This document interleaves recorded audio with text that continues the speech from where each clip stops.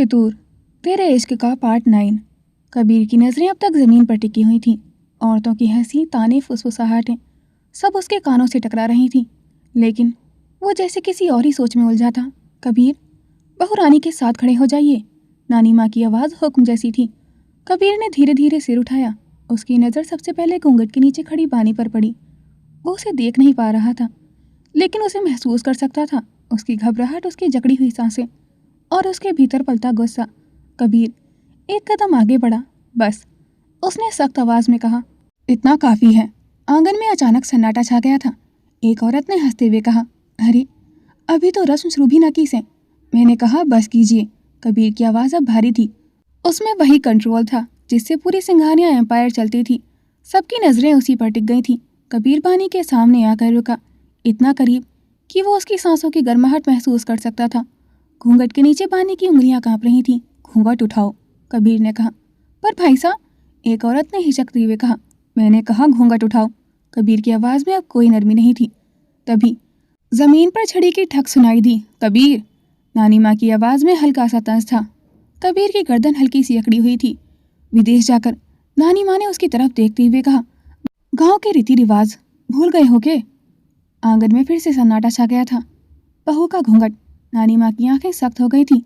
अब यूं सबके सामने नहीं उठेगो। अब तुम अपने कमरे में ही हटाओगे।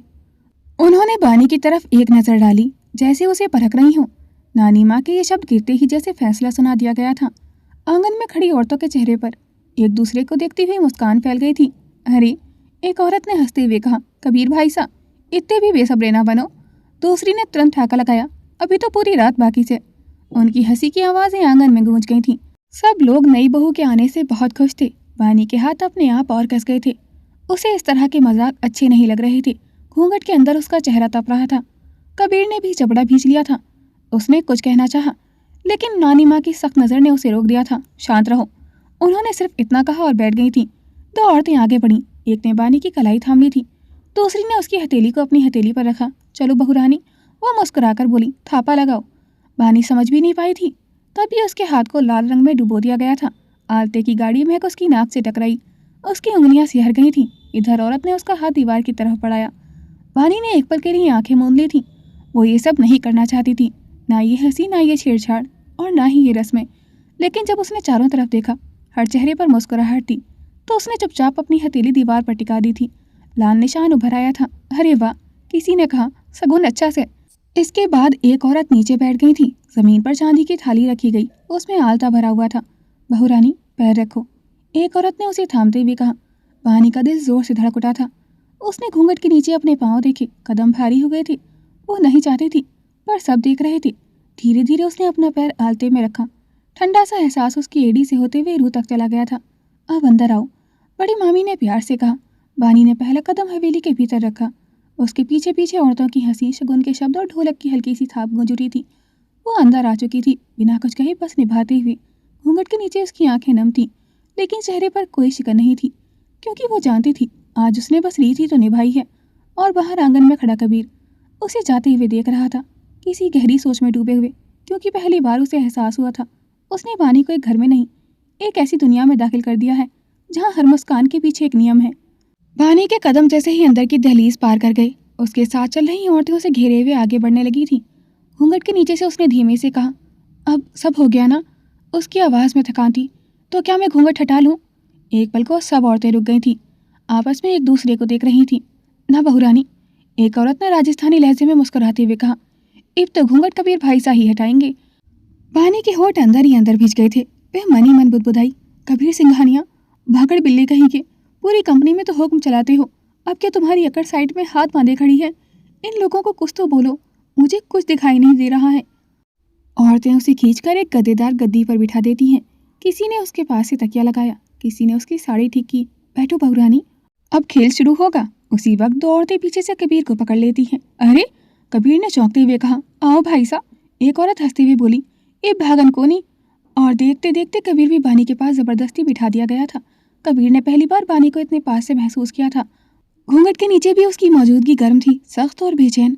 उनकी शादी बेशक नकली थी, पर रस्में सब असली निभाई जा रही थी। तभी पास बैठी एक औरत मुस्कुराकर बोली, बहू रानी, तुम ही जीतना। सब हंस पड़े थे। कबीर भाई साहब, वो आंख मारते हुए बोली, खबरदार जो हमारी देवरानी को डराया। कबीर ने हल्की सी सांस छोड़ी। मैं?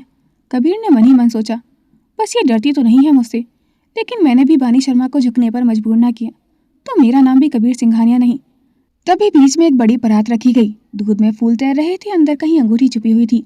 अंगूठी ढिनाई की रस्म शुरू करो। बानी और कबीर दोनों ने हाथ पानी में डाले। पहली बार बानी की उंगलियां किसी ठंडी चीज से टकराईं। उसने तुरंत अंगूठी निकाल ली थी। अरे वाह, बहुरानी तो बहुत तेज है। बानी के घूंघट के नीचे से हल्की सी मुस्कान उभर रही थी। वो खुश थी कबीर को हराकर। कबीर ने उसे देखा और पहली बार हार मानने जैसा महसूस किया था। उसने दांत भींचते हुए कहा, मैं तुमसे जीत कर ही रहूंगा। दूसरी बार दोनों के हाथ टकराए। इस बार कबीर ने झपट्टा मारा और अंगूठी उसकी हथेली में आ गई थी। भाईसा ने तो बराबरी कर दी। सब हंसने लगे थे। बानी ने मन ही मन कहा, चलो एक एक, पर जीतूंगी तो मैं ही। तीसरी बार परात फिर ली। दोनों ने एक साथ हाथ आगे बढ़ाया और इस बार अंगूठी दोनों की उंगलियों में एक साथ फंस गई थी। एक पल के लिए उनकी उंगलियां आपस में जकड़ गई थी। सांसें थमसी गई थी। दोनों में से कोई भी हार मानने को तैयार नहीं था। आंगन ठहाकों से गूंज उठा था। अरे देखो, अब तो बराबरी हो गई से। बानी ने पहली बार घूंघट के नीचे से कबीर की तरफ देखा और कबीर उसकी उंगलियों की गर्माहट से नजर हटा नहीं पाया था। उनकी उंगलियां अलग हुईं, लेकिन वो स्पर्श वहीं रह गया था। कबीर ने अचानक हाथ परात से बाहर खींच लिया था। उसके चेहरे पर वही सख्ती लौट आई थी। बस, उसने खड़े होते हुए कहा, यह तमाशा यहीं खत्म कीजिए। आंगन में एक पल को सन्नाटा हो गया था। अरे भाई साहब, किसी ने छेड़ते हुए कहा, अभी तो मजा आ रहा था। कबीर ने बिना किसी की तरफ देखे बस एक नजर बानी पर डाली। घूंघट के नीचे उसकी आंखें जीतने की खुशी से चमक रही थी। वो मुड़ा और तेज कदमों से वहां से चला गया था। पीछे से ठहाके गूंज पड़े थे। अरे देखो, भाई साहब तो शर्मा गए। बानी ने राहत की सांस ली, लेकिन वो राहत बहुत छोटी थी। तभी कबीर की बड़ी मामी आगे बढ़ी। उनके हाथ में चांदी की छोटी सी थाली थी। आओ बहुरानी। उनकी आवाज में अपनापन था, लेकिन सवाल नहीं। बानी को समझ पाती। उससे पहले ही मामी ने उसके पांव अपनी गोद में रख लिए थे। ठंडी चांदी के बिछुए उसकी उंगलियों में सरकाए गए। अब तो पक्की बहू हो गई से। एक लड़की ने बानी को हल्का सा थामते हुए कहा। बानी ने घूंघट के नीचे अपने पैरों की तरफ देखा। उसे अजीब सा लगा, जैसे उसकी पहचान पर एक और मोहर लग गई हो। चलो। दो औरतों ने उसके बाजू थामे और उसे आगे लेकर चलने लगी थी। कमरा तो तैयार से। बानी का दिल जोर से धड़क उठा था। कमरा? उसने धीमे से पूछा। हाँ बहुरानी, एक औरत ने आंख मारते हुए कहा। आज की रात खास से ना। वो उसे अंदर के हिस्से में ले गई थी। लंबे गलियारे, सेंटेड कैंडल्स, फूलों की खुशबू एक अलग ही माहौल बना रही थी। तभी दरवाज़ा खुला। कमरा गुलाबों से सजा हुआ था। सेज पर लाल चादर थी। चारों तरफ फूल बिखरे हुए थे। बेड के चारों ओर गुलाब और लिली की लड़ियां लटकी हुई थी। बानी एक पल को वहीं ठिठक गई थी। उसकी सांसें अटक गई थी। नहीं, ये सब क्यों? उसके होंठ हिले। मैं? लेकिन औरतों ने हंसते हुए उसे अंदर खींच लिया था। अरे बहुरानी, अब तो भागन का टाइम गया। उन्होंने उसे पकड़कर सेज पर बिठा दिया था। बानी के हाथ ठंडे पड़ गए थे। दिल बेकाबू हो गया था। आज तो नींद कम ही आएगी। उन्होंने बानी का गाल पकड़ते हुए कहा। भाई साहब के सामने ज़्यादा देर नहीं टिक पाएंगी, बहुत नाजुक सी हैं। दूसरी ठहाका लगाकर बोली। बानी ने सिर झुका लिया था। घूंघट के नीचे उसकी सांसें तेज थी। और तभी बाहर से आवाज़ आई। अरे भाई साहब, इधर क्या अकेले अकेले खड़े हो? अगले ही पल दरवाज़ा खोला और कबीर को लगभग धक्का देते हुए कमरे के अंदर कर दिया गया था। दरवाज़ा धड़ाम से बंद हो गया था। बाहर ठाके गूंज उठे थे। अब हम तो चले, बाकी सब आपके भरोसे। कमरे में सन्नाटा छा गया था। सबके कदमों की आवाज़ें गलियारे में खो गई थी। हंसी, तान और फुसफुसाहटों का शोर धीरे धीरे सन्नाटे में बदल गया था। कबीर ने दरवाजे की तरफ बढ़कर कुंडी चढ़ा दी थी। वो पलटकर कमरे में आया और बिना कुछ कहे अपनी शर्ट के बटन खोलने लगा था। एक एक करके घूंघट के भीतर बानी की सांस अटक गई थी। उसकी आंखें फैल गई थी। ये क्या कर रहे हैं ये? उसने झटके से घूंघट उठाया। ये सब क्या है? उसकी आवाज़ में घबराहट और गुस्सा दोनों थे। ये कौन सी जगह है? कौन है ये लोग? और मैं आपके कमरे में क्यों हूँ? हमने तय किया था ना, हम लोग अलग अलग कमरों में रहेंगे। तो फिर? लेकिन कबीर जैसे उसने कुछ सुना ही नहीं था। उसने शर्ट उतारी और पास ही रखी, कुर्सी पर टांग दी थी। फिर बाथरूम की तरफ मुड़ गया था। बानी का दिल जोर से धड़कने लगा था। वो झट से सेज से उतरी और उसके सामने आकर खड़ी हो गई थी। मैं आपसे कुछ पूछ रही हूँ, उसने उसका रास्ता रोकते हुए कहा। आप जवाब क्यों नहीं दे रहे हैं? हम कहाँ हैं मिस्टर कबीर? लेकिन कबीर इस वक्त शायद बानी को कोई जवाब नहीं देना चाहता था।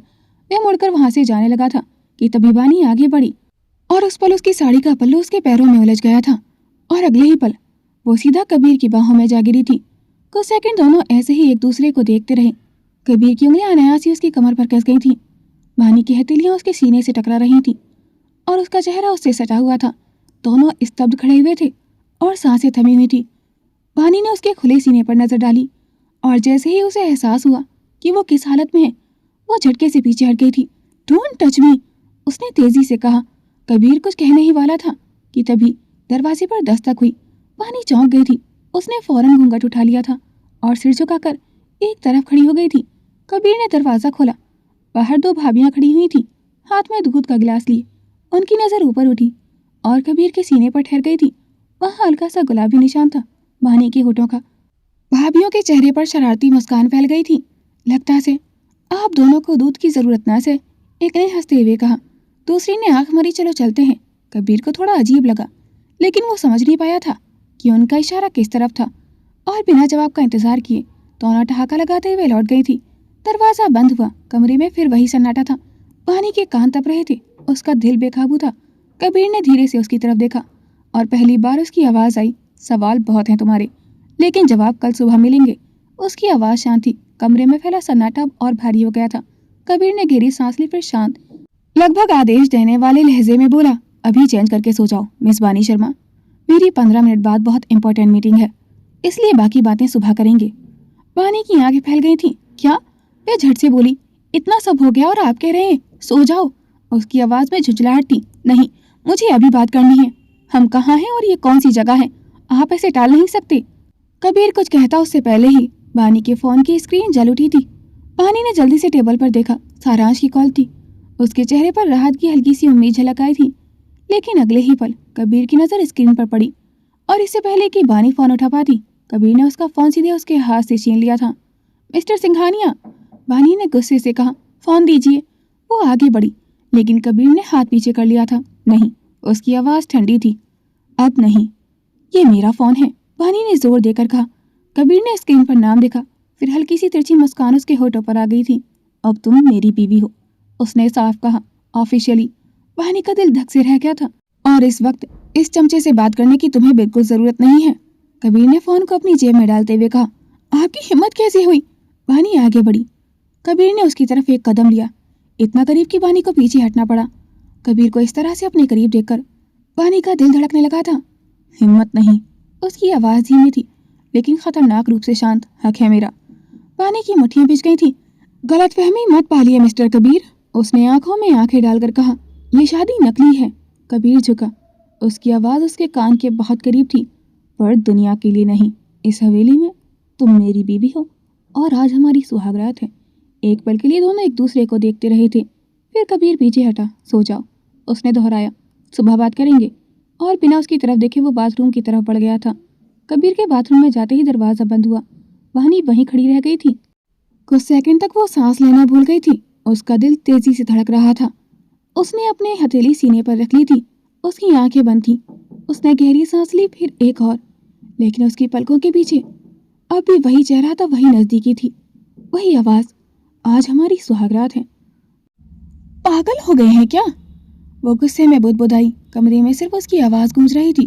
उसने अपने दुपट्टे को कसकर पकड़ लिया था, जैसे खुद को जमीन से बांध रही हो। नकली शादी है, एक कॉन्ट्रैक्ट है बस, और कुछ नहीं।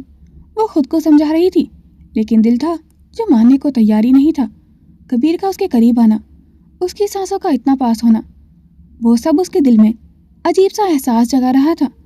उसने अपने बालों को पीछे किया और पानी पिया।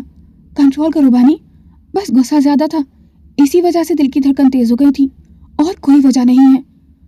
बाथरूम से पानी की आवाज आ रही थी और हर बूंद के साथ उसका धैर्य भी धीरे धीरे खिसक रहा था। पानी ने दांत भींच लिए थे। उसकी उंगलियां गुस्से से कांप रही थी। एक झटके में उसने अपनी चूड़ियां उतारी और साइड टेबल पर रख दी थी। उसने साड़ी का पल्लू खोला और साइड में फेंक दिया था, जैसे उसके अंदर का गुस्सा बाहर आ गया हो। फिर उसने पैरों की तरफ देखा। पिछुए चमक रहे थे, अनचाहे, जो जबरदस्ती उसे पहनाए गए थे। एक पल को उसके दिल ने कहा उतार दो, लेकिन दिमाग ने रोक लिया था। ना जाने क्यों उसने उन्हें वैसे ही रहने दिया था, और मंगलसूत्र को भी, शायद किसी को कुछ दिखाने के लिए या खुद को। उसने अलमारी से एक साधारण नाइट सूट निकाला और पहन लिया था। ऐसा लग रहा था कि सब कुछ उस कमरे में उसके हिसाब से रखा गया था। कुछ देर बाद बाथरूम का दरवाज़ा खुला। कबीर बाहर आया। वो शर्ट पहन चुका था, बाल हल्के गीले थे। उसकी नज़र सामने पड़ी। पानी बेड के किनारे बैठी हुई थी। रजाई खुद में लपेटे। कमरे में बस एक ही रजाई थी। कबीर ने कुछ नहीं कहा। टेबल पर लैपटॉप खोला, मीटिंग शुरू हो गई थी। कबीर बहुत ही प्रोफेशनली बोर्ड मीटिंग को हैंडल कर रहा था।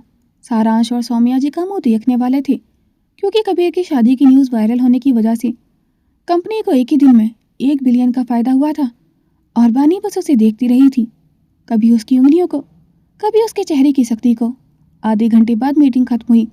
कबीर ने लैपटॉप बंद कर दिया था और बिना कुछ कहे बेड की तरफ बढ़ गया था। बानी झटके से पीछे हटी। आप यहाँ सोएंगे?" उसकी आवाज़ तेज हो गई थी। कबीर ने कमरे में चारों तरफ देखा। बेड के अलावा कमरे में सिर्फ लकड़ी की 2 कुर्सियां और एक टेबल थी। कबीर ने उसकी तरफ देखा। उसके चेहरे पर हल्की सी तंज भरी मुस्कान आ गई थी। "इतनी सर्दी में नीचे नहीं सोऊंगा मैं।" वो आगे बढ़ा और पिलो हटाते हुए बोला, "साइड दो, मुझे सोना है।" बानी ने उसे घूरा। मैं तुम्हारा मुंह तोड़ दूंगी अगर मेरे करीब आने की कोशिश की तो।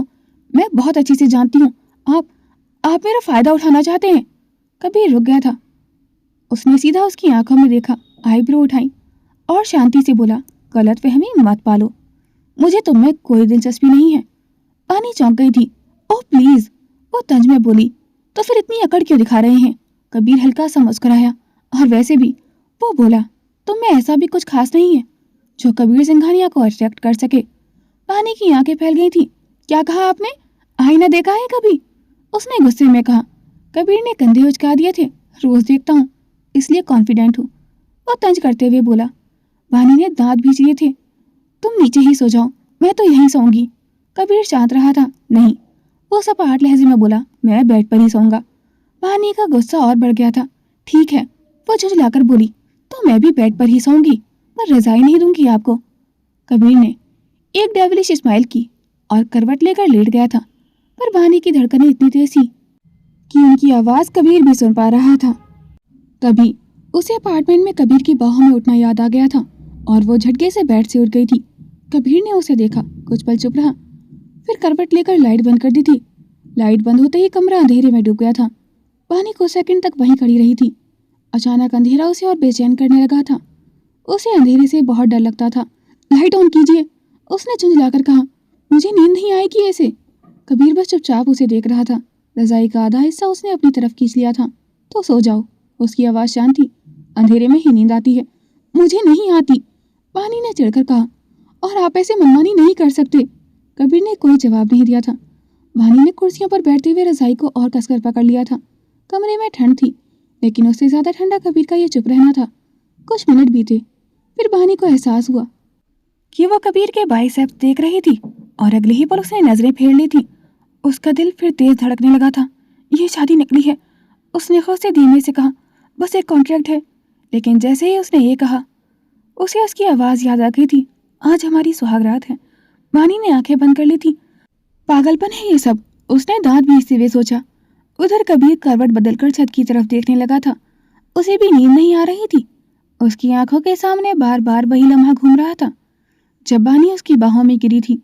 उसकी हथेलियां उसके सीने पर थीं। उसकी सांसें इतनी करीब थीं कि उसने जबड़ा कस लिया था। "कंट्रोल कबीर, ये सब बस तेरे प्लान का हिस्सा है।" लेकिन दिल था कि उसकी बात नहीं मान रहा था। ठंड धीरे धीरे रात से निकलकर सुबह की हवा में घुल रही थी। कबीर की नींद सबसे पहले टूटी थी। पलकों के नीचे हल्की सी रोशनी चुभी तो उसने आंखें खोली और अगले ही पल उसका शरीर जैसे सन रह गया था। भानी, वो उसकी बाहों में थी। कुर्सियां कब इस तरह से खिसक कर अलग हुई, उसे याद ही नहीं था। ना जाने कब थकान, ठंड और अंधेरे में भानी ने अपनी ही शर्तें तोड़ दी थी। भानी करवट बदलते हुए उसके सीने से लग गई थी। उसका सिर उसकी बाह पर टिका था। उसकी सांसें गहरी और बेफिक्र थी। कबीर ने अनजाने में ही सांस रोक ली थी। इतनी करीब, इतनी शान। उसके चेहरे पर फैले बाल उसकी आंखों को छू रहे थे। कबीर ने बहुत संभल कर, जैसे किसी नाजुक सच को छू रहा हो, 2 उंगलियों से उसके बाल धीरे से एक तरफ किए थे। पहली बार उसने वानी को बिना गुस्से, बिना तंज, बिना किसी दीवारों के देखा था। नींद में उसका चेहरा मासूम था। उसके होठ थोड़े खुले हुए थे। बाहों के बीच वो शिकन जो हमेशा तनी रहती थी गायब थी। कबीर का दिल अनचाहे ही नरम पड़ गया था। कितनी अलग है ये। उसके चेहरे पर मुस्कान खिल रही थी और उसी पल पानी की पलकें हिली और फिर उसकी आंखें खुल गई थीं। 1 सेकंड, बस 1 सेकंड के लिए उसकी नज़र कबीर की आंखों से टकराई। कबीर जैसे बिजली की तरह पीछे पलटा था। उसके मुंह से दर्द की आवाज निकल गई थी। पीछे हटते हुए उसका कंधा बेड के हेडबोर्ड से टकराया था। दर्द था, अचानक था, लेकिन उससे ज्यादा तीखा था वो एहसास कि वो पकड़ा गया था। बानी हड़बड़ाकर सीधी बैठ गई थी। क्या कर रहे थे आप? कबीर ने एक पल भी नहीं लगाया। उसने अपने चेहरे पर वही पुराना सख्त बेरुखा एक्सप्रेशन वापस खींच लिया था, जैसे कोई मास्क हो जिसे वो हर हाल में पहनना जानता हो। वो सीधा होकर बैठ गया था। पीठ तनी हुई थी, आवाज सपाट, कुछ नहीं। पानी उसे घूरती रह गई थी। दिल जोर जोर से धड़क रहा था, गुस्से से, झेप से, या किसी और वजह से। वो खुद भी नहीं जानती थी। कबीर ने नजरें झुका ली थी। नींद में तुम इधर आ गई थी, बस इतना कहकर वो उठ खड़ा हुआ था। भानी ने झट से अपने खुले बाल समेट लिए थे। वो मुझे नींद में चलने की आदत है, उसने हड़बड़ाकर कहा, जैसे सफाई देना जरूरी हो। पर कभी कभी ही होता है ऐसा, हर रोज नहीं करती। कहते कहते उसका चेहरा फिर बदल गया था। खिड़की से आती धूप, दीवारों पर लगे भारी फ्रेम, रासी नक्काशी देखकर वो चौंक गई थी। हम कहाँ हैं? वो जल्दी से खड़े होते हुए बोली। कबीर ने पल भर भी उसे देखने में जाया नहीं किया था। चेहरे पर वही सख्त कंट्रोल्ड एक्सप्रेशन था। भरतपुर अलवर। भानी की आंखें फैल गई थी। पर ये तो राजस्थान में है। हाँ, कबीर ने बीच में ही काट दिया था। तो हम भी राजस्थान में ही हैं। भानी ने आसपास देखा। बाहर से आवाजें आ रही थी, औरतों की हंसी, किसी बच्चे की किलकारी, भारी कदमों की आहट थी। और ये लोग कौन हैं? उसने धीमे से पूछा। कबीर की आवाज सपाट थी। ये मेरा ननिहाल है। एक पल रुककर उसने कहा, और मानव का परिवार। भानी के चेहरे पर अचानक चमक आ गई थी। मतलब आपकी माँ का मायका है? माँ शब्द कानों में पड़ते ही कबीर का जबड़ा कस गया था। एक पल के लिए उसकी आंखों के सामने वही चेहरा घूम गया था, थका हुआ, डरा हुआ, आंसुओं से भीगा हुआ। मेरे बेटे को उस औरत से बचा लेना बड़ी ठकुराइन। मैं अपना पति खो चुकी हूँ, बेटा नहीं खो सकती। उसने झटके से अपनी सोचों को झटक दिया था, जैसे उस आवाज को दिमाग से निकाल देना चाहता हो। नहीं, उसका जवाब छोटा था। पर बानी उलझ गई थी। तो फिर आपका ननिहाल कैसे हुआ? कबीर ने उसे देखा। इस बार उसकी आंखों में सख्ती साफ थी।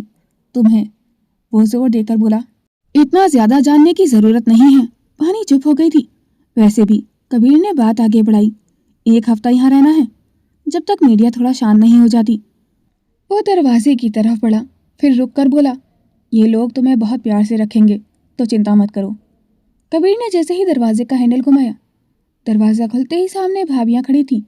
3-4 औरतें, रंग बिरंगी लहरीदार साड़ियाँ, हाथों में चूड़ियों की खनक, आंखों में शरारत, जैसे इसी पल का इंतजार कर रही थी। अरे अरे, एक भाभी ने बनावटी हैरानी से कहा, इतनी देर तक दरवाजा क्यों बंद था भला? दूसरी ने मुस्कुराते हुए नजर कबीर के चेहरे से फिसलाकर उसके कंधे पर डाल दी थी, जहां वो हल्के से हाथ रखे खड़ा था। लगता है, वो हंसते हुए बोली, कबीर भाई साहब ने रात को बहुत मेहनत की है। पीछे से किसी की हंसी फूट पड़ी थी। अरे भाई, तीसरी भाभी ने चुटकी ली, नई दुल्हन है, पहली रात है, मेहनत तो बनती है। कबीर का जबड़ा और सख्त हो गया था। उसने कंधे को थोड़ा सा दबाया। दर्द अब भी मौजूद था, लेकिन उसके चेहरे पर वही बेरुखी थी। कुछ भी सोचने से पहले उसने ठंडी आवाज में कहा, आप लोग सीढ़ियों से हट जाइए। भाभियां पल भर को चुप हो गई थी और फिर जोर से हंस पड़ी थी। अरे देखो, एक ने आंख मारते हुए कहा, शर्मा भी रहे हैं। पीछे खड़ी बानी का चेहरा शर्म से तप उठा था। उसने दुपट्टा कसकर अपने चारों तरफ लपेट दिया था। भाभी जी, वो हल्की आवाज में चिढ़ते हुए बोली। वो ऐसा कुछ नहीं है भाभी। अरे बहू रानी, एक भाभी ने बात काट दी थी, ठाकुर घराने में बहू बनकर आई हो, आप संकोच छोड़ दो। कबीर ने पलटकर बानी को देखा। बस 1 सेकंड। फिर उसने अपनी सख्त आवाज में कहा, मेरे रास्ते से हटिए। इन सब फालतू बातों के लिए वक्त नहीं है मेरे पास। और बिना किसी और रिएक्शन के वो भाभियों के बीच से निकल गया था। पीछे रह गई थी हंसती आवाजें और बानी, जिसका दिल अब भी उसी एक पल में अटका हुआ था जब वो उसकी बाहों में जागी थी। वहीं दूसरी तरफ सिंघानिया एंटरप्राइज के ऑफिस में जोर की आवाज गूंजी। सारांश की मेज से फाइलें एक एक करके जमीन पर गिर चुकी थी। उसकी सांसें तेज थीं।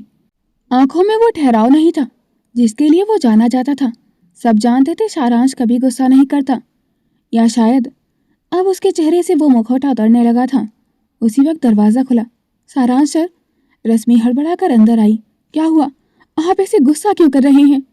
सारांश ने उसकी तरफ देखा। वो नजर अजनबी थी, जिसमें जहर भरा हुआ था। अगले ही पल उसने रश्मि का बाजू पकड़ा। सर। उसकी आवाज कांप गई थी। सारांश ने उसे लगभग घसीटते हुए बाहर की तरफ धकेल दिया था। आउट। उसकी आवाज में कोई भावना नहीं थी। मेरी नजरों के सामने भी मत आना। ऑफिस का कॉरिडोर सन रह गया था। रश्मि लड़खड़ाते हुए बाहर निकली थी। उसकी आंखों में आंसू थे, लेकिन दिल में जलन भी थी। यह सब भानी की वजह से है। उसने अपने होठ भींच लिए थे। भानी, वो बुदबुदाई, तुम कभी खुश नहीं रह पाओगी मेरा प्यार छीनकर। उसकी आवाज में जहर घुल गया था। मैं तुम्हें कभी खुश नहीं रहने दूंगी। वहीं उधर अलवर में हवेली में शहनाइयों की धीमी धुन गूंज रही थी। आंगन में धूप छन छन कर गिर रही थी। पानी को ऊपर के कमरे से नीचे लाया जा रहा था। राजस्थान की पारंपरिक पोशाक में घाघरा चोली, भारी कढ़ाई माथे पर बोरला, कानों में झुमके, गले में रानी हार, बिल्कुल नई दुल्हन की तरह सजी हुई थी। उसका घूंघट हल्का सा सरका हुआ था। आंखों में घबराहट और हैरानी थी, पर ना जाने क्यों वो सारी रस्में करती जा रही थी। नीचे बैठी औरतों की नजरें उसी पर टिक गई थी। हाय, कितनी सुंदर बहू है, सच में घर की लक्ष्मी आ गई है। नीलकंठ महादेव की आरती के बाद मुंह दिखाई शुरू हो गई थी। हंसी ठिठोली के बीच पानी का घूंघट थोड़ा उठाया गया, हाथों में नेक रखा। पानी नकली सा मुस्कुराती रही थी, जैसे किसी और की जिंदगी जी रही हो। रस्म पूरी होते ही बहू, एक भारी लेकिन स्नेह भरी आवाज गूंजी, इधर आओ। भानी ने सिर उठाया। सामने नानी माँ बैठी हुई थी। सफेद बाल, तेज आंखें और चेहरे पर अनुभव की गहरी रेखाएं थीं। पूरा आंगन अपने आप शांत हो गया था। भानी ने घबराते हुए कदम बढ़ाए और नानी माँ के सामने खड़ी हो गई थी। नानी माँ ने उसे ऊपर से नीचे तक देखा, फिर बहुत धीमे से कहा, ठीक से नींद आ गई थी क्या? और पानी ने जल्दी से हाँ में सिर हिला दिया था। यह हवेली जितनी भव्य थी, इसके राज उतने ही गहरे थे। भानी के कदम थोड़े थमे हुए थे। नानी माँ के सामने खड़े होने से पहले ही सबने उसे फुसफुसाकर बता दिया था, नानी माँ बहुत गुस्सैल हैं, उनसे जरा संभल कर रहना। इसलिए भानी के दिल की धड़कन तेज थी। बहू, बड़ी मामी ने धीरे से इशारा किया, पैर छुओ। भानी ने झिझकते हुए झुककर नानी माँ के पैर छू लिए थे। अगले ही पल नानी माँ ने उसके सिर पर हाथ रख दिया था, बहुत तिसने से। भगवान, जल्दी जल्दी माने प्रणानी बनाओ जो, और जन्म जन्म सदा सुहागन राख जो। उनकी बात सुनकर एक पल को बानी सकपका गई थी। उसकी गर्दन अपने आप झुक गई थी, गाल हल्के से सुर्ख थे। तभी नानी माँ मुस्कुराई और राजस्थानी लहजे में बोली, मैं जानू हूँ तू शहर से आई से। उनकी आवाज़ में अपनापन था। इतना लंबा घूंघट ना काट पावेगी। उन्होंने उसके सिर की तरफ इशारा किया, बस सर पर धर ले, इतना काफ़ी है। इतना सुनते ही पास खड़ी लड़कियां हंस पड़ी थीं। बात ठीक कोनी है दादी माँ, एक ने मजाक में कहा। आपना लाडरारी बहू माथे इतरो प्रेम। सब हंसने लगे थे। भानी के होंठों पर भी हल्की सी मुस्कान आ गई थी। दिल में पहली बार कोई गर्माहट उतरी थी। यहाँ सब लोग बहुत अच्छे हैं। उसे जरा भी पराया महसूस नहीं हो रहा था। उसने घूंघट को ठीक से सिर पर रख लिया था, जैसे नानी माँ ने कहा था। अब वो सबकी बातें सुन रही थी और मुस्कुरा रही थी। वहीं दूर खड़ा कबीर उसे देखकर अनजाने में मुस्कुरा रहा था। तभी मानव उसके पास आकर खड़ा हो गया था, कंधों से कंधा सटाकर हल्की सी शरारत से बोला, इतना खुश क्यों हो रहा है कबीर? कबीर ने नजर नहीं हटाई थी। मानव हंस पड़ा था। अरे, उसने चिढ़ाते हुए कहा, असली बीवी थोड़ी है तेरी। कबीर की मुस्कान एक पल को थमी, फिर और गहरी हो गई थी। तू पागल हो गया है, अपना इलाज करवा। कबीर ने धीमे से कहा, तू अच्छे से जानता है मैं उसे यहाँ सिर्फ कंपनी की इमेज ठीक करने के लिए लाया हूँ। और कबीर वहां से चला गया था। मानव ने उसे देखा और अपने बालों में हाथ फेरते हुए बोला, इश्क हो गया है तुझे, बस तू मान नहीं रहा है, लेकिन जल्द तुझे एहसास भी होगा। उसकी अकड़ तोड़ते तोड़ते तू दिल हार बैठा है अपना। बड़ी मामी एक एक करके बानी को सबसे मिलवा रही थी और उसे नियम समझा रही थी। उसे सबसे मिलते मिलते काफी देर हो गई थी। तभी भीड़ के बीच से एक लड़की आगे बढ़ी। उम्र कोई 20-21 साल रही होगी। आंखों में शरारत, चेहरे पर खुली हंसी थी। उसने बानी का हाथ थाम लिया था। आओ भाभी सा। वो बिना इजाजत बोले उसे अपने साथ खींच ले गई थी। आपको कुछ खास दिखाती हूँ। बानी को संभलने का मौका भी नहीं मिला था। वो बस पलट कर देख पाई थी, कबीर वहां नहीं था। हवेली के बाहर कबीर अपने घोड़े एडवर्ड को नहला रहा था। आस्तीनें कोहनी तक चढ़ी हुई थी। पानी की धार घोड़े की पीठ से फिसलती हुई जमीन पर गिर रही थी। एडवर्ड हल्का सा हिनहिनाकर गर्दन हिला रहा था, जैसे उसे मालिक के स्पर्श की पहचान हो। कबीर उसके माथे पर हाथ फेरते हुए बोला, कीप क्वाइट। उसी वक्त पीछे से खिलखिलाती आवाज आई। ओहो! कबीर ने गर्दन घुमाई। वही लड़की बानी का हाथ पकड़े शरारती मुस्कान के साथ खड़ी थी। कबीर भाई सा, वो आंखें दबाकर बोली, भाभी सा की मुलाकात उनकी सौतन से तो करा दीजिए। बानी चौंक गई थी। सौतन? लड़की हंस पड़ी थी। और एडवर्ड की तरफ इशारा किया। और क्या, जब भी यहाँ आते हैं तो पूरा दिन इन्हीं के साथ रहते हैं भाई साहब। अगर इनका बस चले तो ये बिस्तर पर भी एडवर्ड को साथ ले जाएं। ये घोड़ा नहीं, सौतन है भाभी सा की। भानी की हंसी छूट गई थी। पहली बार इतना खुलकर हंसी थी वो। कबीर ने आंखें तरेरी। अदिति, उसने चेतावनी भरे लहजे में कहा, ज्यादा बोलने की बीमारी है तुझे। अब बोलूंगी नहीं तो कब बताऊंगी भाभी सा को। अदिति ने मासूमियत से कंधे उचका दिए थे। एडवर्ड ने जैसे ही भानी को पास देखा, वो आगे बढ़ा और उसकी हथेली को सूंघ लिया था। भानी डरकर पीछे हट गई थी। एडवर्ड ने नरम सा धक्का उसे दिया, जैसे अपनापन जता रहा हो। कबीर कुछ नहीं बोला, बस उसे देखता रहा था, मानो वही खड़ा हुआ था। अदिति की नजर उस पर पड़ी और उसकी शरारत दोगुनी हो गई थी। उसने झट से मानव का हाथ पकड़ा। चलो, वो उसे खींचते हुए बोली। हमेशा कबीर भाई से चिपके रहते हो। मानव हंसते हुए बोला, अरे। लेकिन अदिति उसे जबरदस्ती दूर ले गई थी। पीछे रह गए थे कबीर, भानी और एडवर्ड। कुछ पल की खामोशी। फिर कबीर ने हल्की आवाज में कहा, ये एडवर्ड किसी को जल्दी पसंद नहीं करता। भानी ने उसकी तरफ देखा। शायद आपकी तरह ही होगा, बागड़ बिल्ला। कबीर की आंखें पल भर के लिए सिकुड़ गई थी और इस बार वो मुस्कान छुप नहीं रही थी। कबीर कुछ देर तक भानी को देखता रहा था, बिना पलक झपकाए, जैसे उसकी हंसी, उसका डर सब कुछ पढ़ लेना चाहता हो। फिर उसने बाल्टी से साबुन उठाया और उसे भानी की तरफ बढ़ा दिया था। इसे नहलाओ। भानी ने जैसे सुना ही नहीं। क्या? वो चौंक कर बोली, मैं कैसे? मुझे डर लगता है। एडवर्ड ने उसी पर जमीन पर खुर पटक दी थी और भानी अपने आप एक कदम पीछे हट गई थी। कबीर के होंठ टेढ़े हो गए थे। ओह, उसने तंज कसते हुए कहा, मुझे तो लगा था बानी शर्मा दुनिया में किसी से नहीं डरती। बानी ने उसे घूरा। ये मजाक नहीं है। मजाक? कबीर ने भौएं उठाई। घोड़ा है, इंसान थोड़ी है। बेचारा कितना मासूम है। उसने बानी को देखे बिना कहा, चलो रहने दो, तुमसे नहीं होगा। मुझे ही गलतफहमी थी। बानी शर्मा किसी से नहीं डरती। बानी ने उसकी तरफ देखते हुए कहा, ऐसे कैसे नहीं होगा? मेरा नाम भी बानी शर्मा है और मैं आपको साबित करके रहूंगी कि मैं किसी से नहीं डरती। और फिर उसने दांत भींचे, घूंघट को थोड़ा सिर पर ठीक किया और कांपते हाथों से एडवर्ड के पास बढ़ी। देख लीजिएगा, वो बिना पीछे देखे बोली, ये मुझसे दोस्ती कर ही लेगा। कबीर की आवाज उसके बहुत करीब से आई। मैं यही हूँ, बस इतना। और ना जाने क्यों बानी का डर थोड़ा सा कम हो गया था। एडवर्ड की गर्म सांसों की भाप ठंडे पानी में घुल रही थी और बानी के हाथ कांप रहे थे। साबुन फिसलने ही वाला था, तभी उसे पीछे से किसी की मौजूदगी महसूस हुई। कबीर ने एक पल भी कुछ नहीं कहा, बस धीरे से पीछे से उसका हाथ थाम लिया था। पानी की सांस अटक गई थी। ऐसे करो, कबीर ने धीमी आवाज में कहा। उसकी उंगलियां बानी की उंगलियों पर टिक गई थी और अगले ही पल वो झटके से दूर हो गया था। सफेद झाग एडवर्ड की गर्दन पर फैल गया था। बानी की धड़कन अचानक तेज हो गई थी। कबीर ने झुककर एडवर्ड के ऐल पर पानी डाला और उसी झुकाव में उसकी उंगलियां कबीर की उंगलियों को छू गई थी। बानी सिहर गई थी। तभी एडवर्ड ने अचानक हल्का सा झटका लिया। बानी घबराकर पलटी और अगले ही पल सीधे कबीर के सीने से जा टकराई थी और उसके हाथ अपने आप कबीर की शर्ट में मुट्ठी बना बैठे थे। कबीर ने उसे बचाने के लिए उसकी कमर थाम ली थी, संभल कर। लेकिन बानी नहीं जानती थी कि अगली सांस तक क्या होने वाला है। To be continued. दोस्तों, आपको क्या लगता है, क्या कबीर और बानी सारांश की साजिश का शिकार बन पाएंगे? और आज का पार्ट आपको कैसा लगा? कमेंट सेक्शन में अपनी राय जरूर शेयर कीजिएगा। आपके प्यारे प्यारे कमेंट्स मुझे लिखने के लिए बहुत ज़्यादा मोटिवेट करते हैं, तो प्लीज़ कमेंट करें, लाइक करें और स्टोरी को हाइप करें। Thanks for watching. Please like, comment and share this video. Don't forget to subscribe to my YouTube channel for more interesting videos.